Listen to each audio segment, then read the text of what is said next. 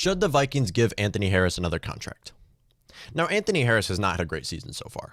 In 2020, the Vikings gave Anthony Harris a franchise tag. They franchise tagged Anthony Harris. And generally, when you franchise tag a guy, you only do that so you can restructure the deal. And the whole purpose of a franchise tag is just to keep the guy from going into free agency.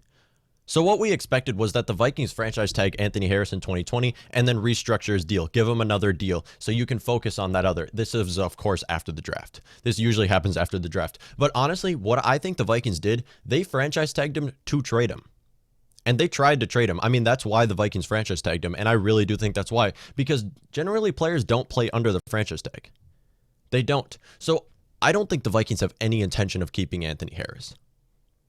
I don't think they have any intention of keeping Anthony Harris. And honestly, when you look at it, this season especially, I don't think he's going to be here another season. I mean, in 2019, he had a breakout year, 14 games, 35 solo tackles, 11 pass deflections, one fumble return, 6 interceptions, and a touchdown. That touchdown was, of course, the pick six against Russell Wilson on Monday Night Football. We remember that because that was given right to him. Great touchdown. I love to see it. That put the Vikings, I think they were tied 7-7 or something like that. Anyways, that 2019 season was insane. He led the NFL in interceptions 1 year counting the postseason because he did get an interception in the postseason. So he had 7 interceptions on the entire season when counting the season and the postseason. So he led the NFL in interceptions. He had a great breakout season with the Minnesota Vikings. And after that, they franchise tagged him to avoid him going into free agency because he would have got picked up right away. He's the first guy. The first wave of free agency, these are the guys to go. The young guys who have a lot of talent who can be worked on with another team. He would have gone right away. And that's why the Vikings tried to trade him. At this point, we cannot afford him. I mean, you look at this season alone, 15 games. He played more games this season than he did in 2019. 15 games, 51 solo tackles, 5 pass deflections, no forced fumble, no fumble return, no touchdown, no interceptions. Anthony Harris, and honestly, as a Vikings fan, we have seen Anthony Harris miss a lot of tackles. He's missed a lot.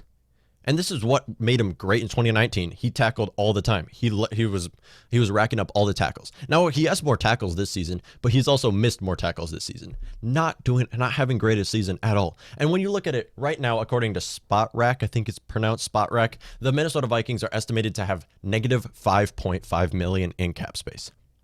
And this is not counting Anthony Harris's contract right here, because this is the 2021 cap space. This is not counting Anthony Harris's contract. And Anthony Harris, his calculated market value, also according to SpotRack, is $15.5 million annual salary. Now, we know he's not going to get that much. Whoever Anthony Harris goes to, he's not going to get paid that much money.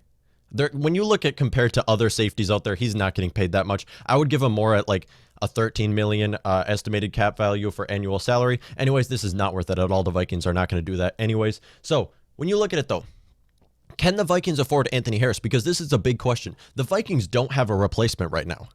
I mean, George Iloka's not ready to go. Josh Metellus is not ready to go. And then who's our last guy? There's someone else out there. I don't know. He's also a rookie. Miles Dorn. These guys are not ready to go. You don't have a replacement for Anthony Harris yet. So can you hold on to Anthony Harris? And honestly, when you look at it, you can. You just got to risk a lot. I mean, the Vikings can cut Riley Reiff. Why would they cut Riley Reiff? He hasn't allowed 1 sack this entire season. Now, 1 year ago, I was saying a completely different thing. I thought the Vikings should have cut Riley Reiff. It was one of the most overpaid contracts in the NFL. They restructured his deal, and now he's playing even better under his restructured deal. There's no reason to cut Riley Reiff at this point. You can cut Shamar Stephen. That doesn't really do your team very much good right there. I mean, we saw how bad our defensive line is. We need Shamar Stephen. Depending on how bad he is. I mean, he's not very great. If we can find a great replacement, if we can draft someone, then at that point you can. But once again, by the time the draft comes, Anthony Harris is going to be gone. I mean, he's not going to be out there for very long. He's a young guy. He's 26. A lot of talent still left to go. He can go on some team and look great. But once again, he's not a guy who can carry your secondary. He's not. He's not making these corners look very much better. He isn't. I mean, when you look at it, he might be our best cornerback right now. We saw Anthony Harris play some snaps as cornerback in the 2019 season, and he looked pretty fine. They could have just used him as a cornerback this season, but we already have to bring back Eric Wilson. We have to give him another contract. Jaleel Johnson, Rashad Hill, Chad Beebe, Mike Boone. These are guys that are going to have to be paid more. We have to extend Brian O'Neill. We have to extend Tyler Conklin. There's a lot of money that this has to go to. The Vikings cannot afford Anthony Harris. And there's no question about it. And there's a huge problem at safety because you don't want to start any of these replacements in his spot. None of these guys are ready to go. You don't have a pick in the second round. And from what I've seen in the last few drafts, you don't want to start a safety that doesn't get drafted in the first or second round right out of college.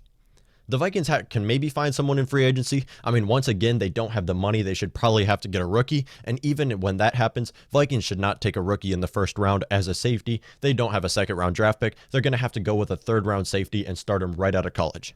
Andrew Sendejo has played a long time under the Minnesota Vikings team. I mean, what is it, like 10 years? Andrew Sendejo has been in the NFL a long time, and I don't think he's going to go back with the Cleveland Browns. I think they're just going to have to let him go. He's an old guy. I think he's like 34 or something like that. Bring him back on a one-year deal, possibly find a replacement for him. Anyways, they have to restructure a lot of deals if they want to bring back Anthony Harris.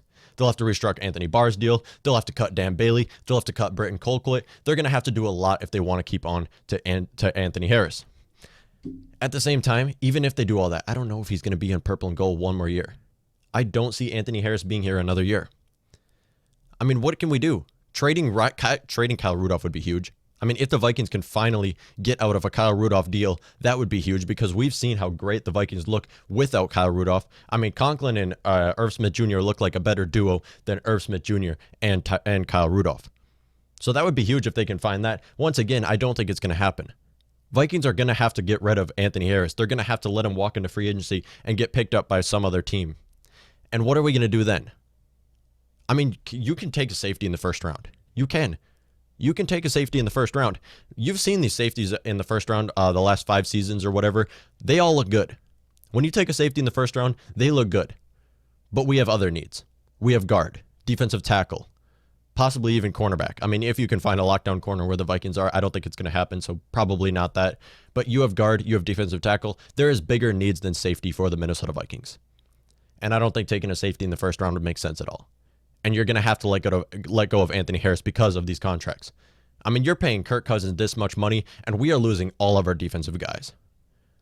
We've lost Xavier Rhodes. We've lost Linval Joseph. We've lost Everson Griffin. We've lost Trey Waynes. We've lost Mackenzie Alexander. Who else did we lose?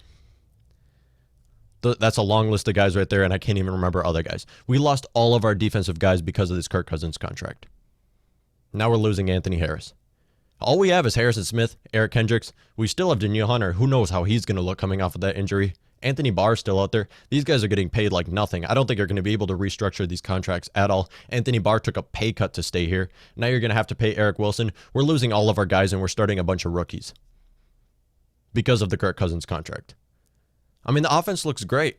If we had the defense we had in 2017, today, or even 2018, if we had that defense today, Vikings would be on top of the NFC.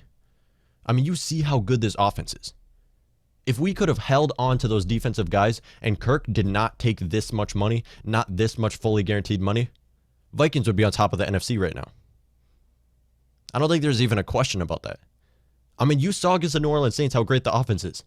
If we just had a decent defense, we would have won that game. They put up 33 points against the New Orleans Saints defense, but the Vikings defense allowed 52. This is what happens. I mean, it's going to be hard. This Vikings defense is not going to be good for another few years. I'll say that right now. Even with all of our guys back. Even if Michael Pierce doesn't opt out another season. Even if Danielle Hunter looks good again. Eric Kendricks looks good. Anthony Barr looked good. Eric Wilson looks good. Harrison Smith looks good. Still don't have a lockdown corner with all those guys. We still have to start Cameron Dantzler and Jeff Gladney in a division where we are going against Devontae Adams and Allen Robinson. That right there is not... I mean, yeah, Danielle Hunter and Michael Pierce might be great pass rushers, but if there's always an open guy, who cares? I mean, you throw Devontae Adams on what, Cameron Dantzler, he's going to be open every time. Who cares if we get to the passer? Just scramble by yourself for like 3 seconds and you're good to go. Vikings defense has a long way to go from being good, and now we're losing Anthony Harris because of this cap scenario. Not looking good at all for this Vikings defense the next few seasons. And as long as we're paying Kirk this much, I mean, the Vikings can't have a good defense. It's not possible. Let me know what y'all think.